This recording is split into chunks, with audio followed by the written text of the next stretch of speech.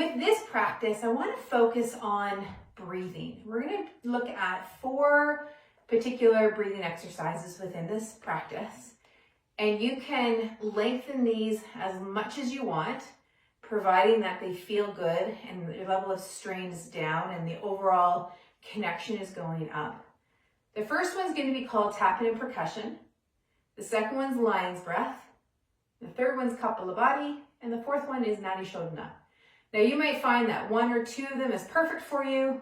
Maybe all 4 are perfect for you. So you decide whether you want to just follow the one and then shut this down, or whether you want to lengthen it out, you decide. Okay? So with the first one, which is tapping and percussion, what you're going to do is take your fists really gently and just do a really gentle tapping, kind of like I call it sometimes Tarzan breath. And I tap all around the ribs.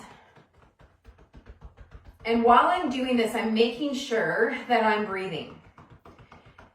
Some people will say, make sure you breathe out of your mouth on your exhale.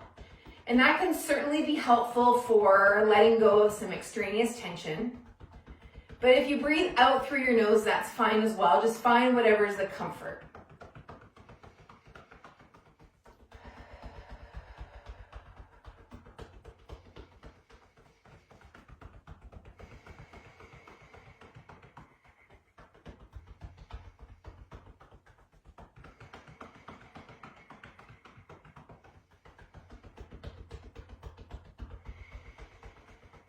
All right, one more. Okay, and let that stop and hands come down and just notice what it is that you feel.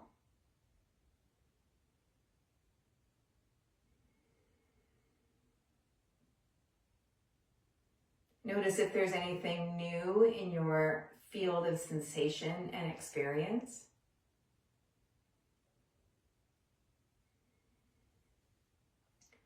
With lion's breath, I'm going to do it in this seated position. Sometimes people move into a tabletop position, which you can do if you know that version.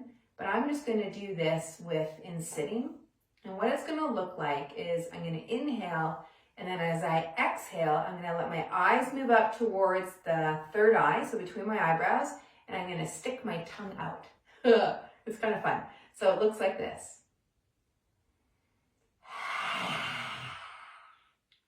You can make a louder roar than that for me, but you can go louder or as quiet as you want.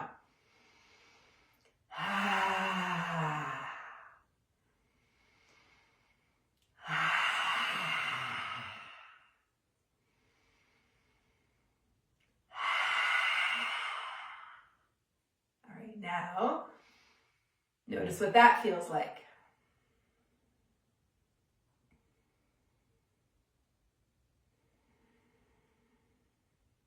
Take a few breaths. You might have the inclination to do a little bit more tapping and percussion. That lion's breath may have just released a few things inside of you.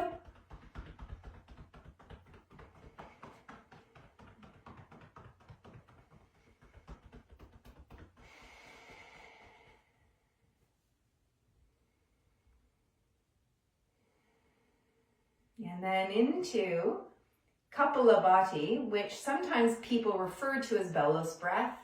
But the idea here is that your belly will push in on the exhale and release out on the inhale. So there's a forceful pull in on that exhale, and then the release is quite a natural passive release. So a few repetitions of this looks like this. So I'm forceful on the way out, so that the belly comes in, the air comes out. And then inhale, just naturally as my belly lets go, the inhale comes in. So sometimes people need to take this really slow to start with, like this.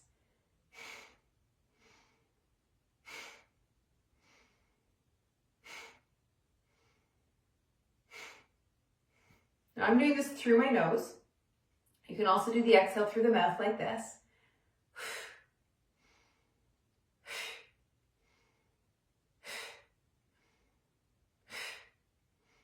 Now you might even bring up the tempo a little bit if you've got the coordination here. So if you feel like you've got it, you can follow me. If you want to keep it at the pace that is slower, you can do that too. So it might look like this.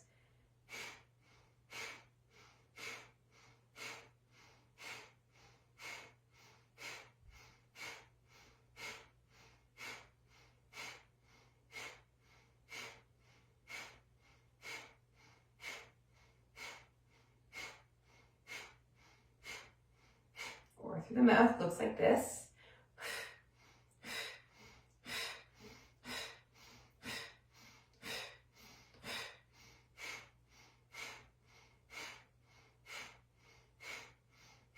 Or a quieter tempo is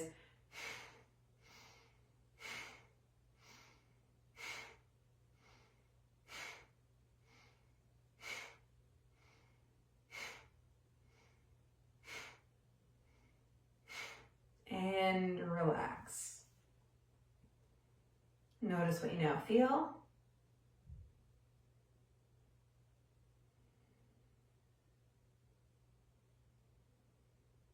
Now to start to explore some Nadi Shodhana or alternate nostril breathing, you can take your your pinky finger and your thumb on the right hand here and slide it onto your nostrils. And you'll notice that there's this indent where your nostrils, kind of the flare out of your nostrils, come up to more the bridge of the nose. There's that little indent. So just to play with this.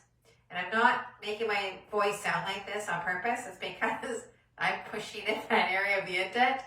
But I'm just pointing this out because if I gently let a little bit of space and I'm breathing through my nose,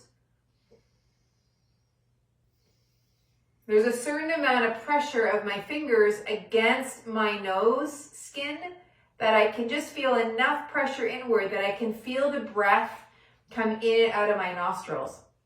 When I first learned Nadi Shodhana, I didn't learn that little tiny piece, I didn't learn that was significant. It wasn't until later from another teacher that I learned how significant that was. And for me, it made a really meaningful difference in how the breath felt. You might find the same for you, so which is why I'm saying that now. Now, I just showed you using my two pinky fingers. Now, a breath person who does a lot of pranayama might be just aghast that I would have taught this to you doing it this way. But if you are new to the practice, sometimes it's just easy to get the practice of it down. So by all means, just use your two pinky fingers. Or you can take your hand and place a pinky finger of the right hand and the thumb in those same little indents. And the other three fingers can rest up onto the bridge of your nose or the third eye. Or they can be tucked into like a quasi fist. Totally, in my mind, is up to you. Now I might be getting some critique via DM on this, but this is what I found works really well as a practice for my students, okay? So you choose the hand position, whether it's two pinky fingers or index fingers, or whether you're using one hand, okay? So now what's gonna happen is get that position, and then we're gonna gently keep that left nostril open with just enough little pressure on that pinky finger so you can feel the air coming into that nostril. You're gonna bring it in through that left nostril, close the left nostril, and then come out through the right. And then up through the right, close the right off, and down through the left. Okay, we're just gonna do 3 repetitions going through that cycle back and forth, okay? So let's begin. So in through that left.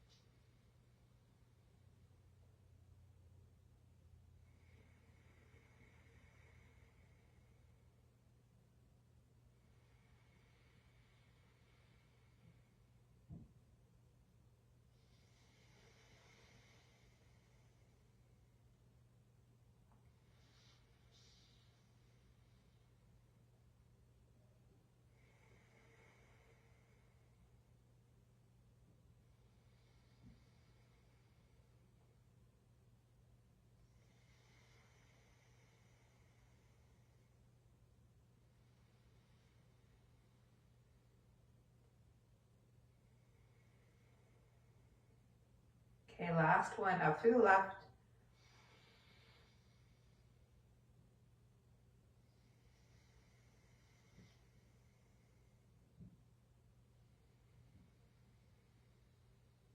And then back out the left.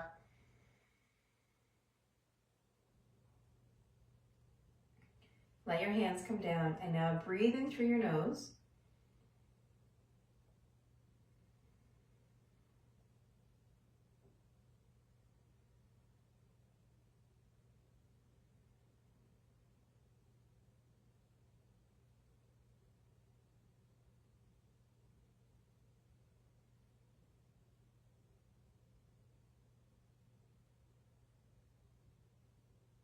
And now, having done those practices, however many of them that you did, and for whatever length of time, notice now what this feels like through your system.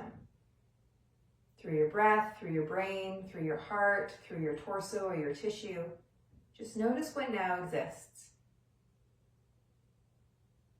Now this may propel you to want to do something even quieter. So whether it's a sitting meditation or even a yoga nidra, or it may want you to go for something more vigorous like a walk or a run or into a workout.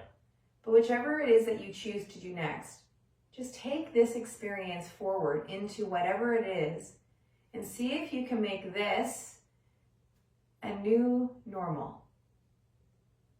We'll see you tomorrow. Mwah. Have a great day.